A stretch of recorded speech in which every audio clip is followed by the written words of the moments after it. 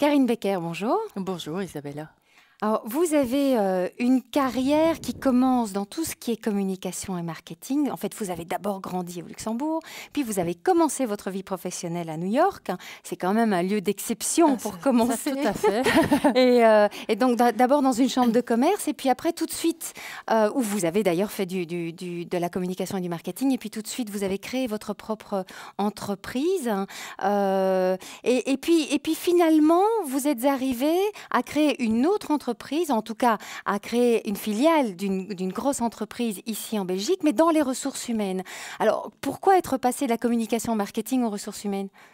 Il y a un fil conducteur. D'abord, il y a l'esprit d'entreprise. Je crois que ça, c'est quelque chose qui est un moteur chez moi, la création, l'envie de créer quelque chose.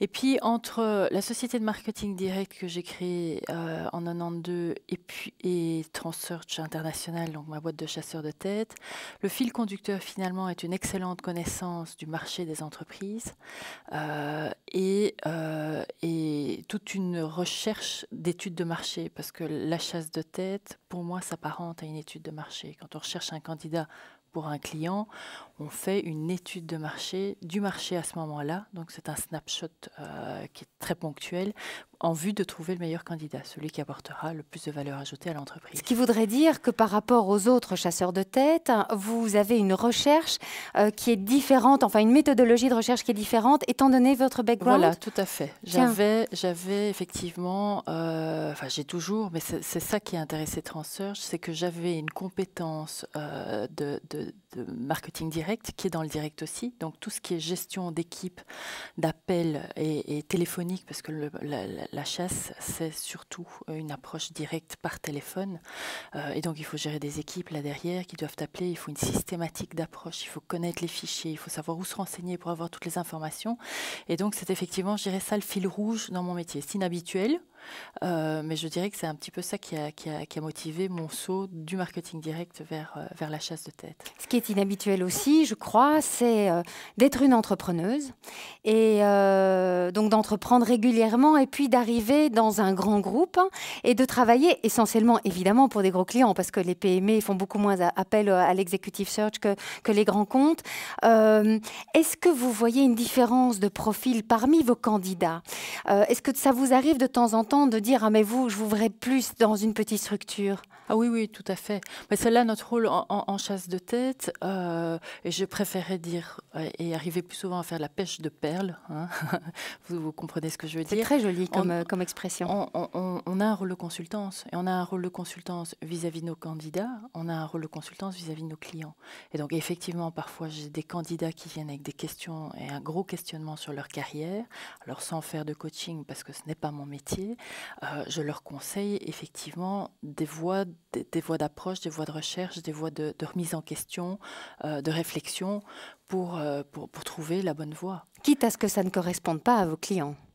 Quitte à ce que ça ne corresponde pas à mes clients, parce qu'on a une obligation d'honnêteté et vis-à-vis de nos candidats et vis-à-vis de nos clients. On est, en tant que chasseur de tête, toujours sur un fil, un équilibriste. On est toujours entre les deux. On est entre vendre la société de nos clients et ne pas la vendre, parce qu'il faut que ça convienne aux candidats. Il faut que le candidat s'y retrouve. Ça ne sert à rien de survendre une position. Bien sûr, évidemment. Ça se retourne de toute façon après contre vous et contre lui ou contre elle. Donc effectivement, à ce niveau-là, on doit conseiller au mieux les deux. Parlons un peu de femmes. Vous avez une carrière formidable, hein, pleine d'initiatives, de créativité. Comment est-ce que vous voyez, vous jugez les femmes sur le marché du travail actuellement? Comment est-ce qu'il y a une approche différente à faire pour les avoir comme candidates? Est-ce que vous trouvez qu'elles ont des qualités? Vous avez un reproche à leur faire? Racontez-nous un petit peu. Alors, certainement. Elles n'ont certainement pas de défauts, elles ont d'énormes qualités. Je pense que, et ça c'est une réflexion globale, il y a trop peu de femmes en entreprise à des postes de management. Moi j'ai une vision qui est très basée sur les cadres dirigeants, bien sûr, donc ce n'est pas sur l'entièreté de la masse salariale. Ce que je dirais aux femmes, certainement par rapport aux chasseurs de tête, nous recherchons, en tout cas l'approche directe est basée sur la recherche de candidats visibles dans les entreprises. Donc il faut une certaine visibilité.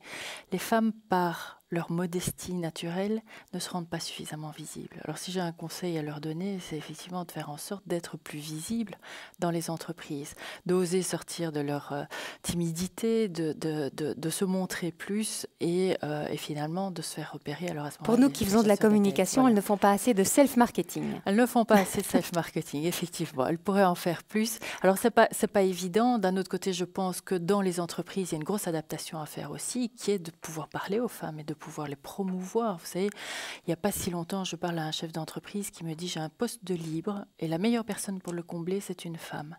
Mais elle ne veut pas le faire. » Oui.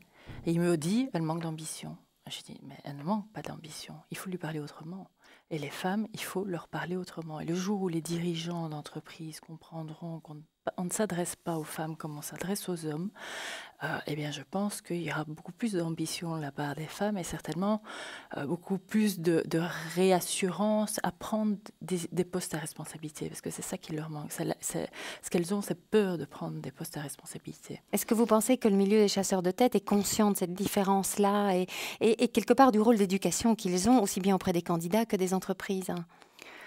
Alors, je pense que le milieu des chasseurs de tête est conscient d'une chose qui est très importante en ce moment, c'est la guerre des talents. Et la guerre des talents, une des bonnes réponses économiques à la guerre des talents, c'est d'augmenter la mixité en entreprise.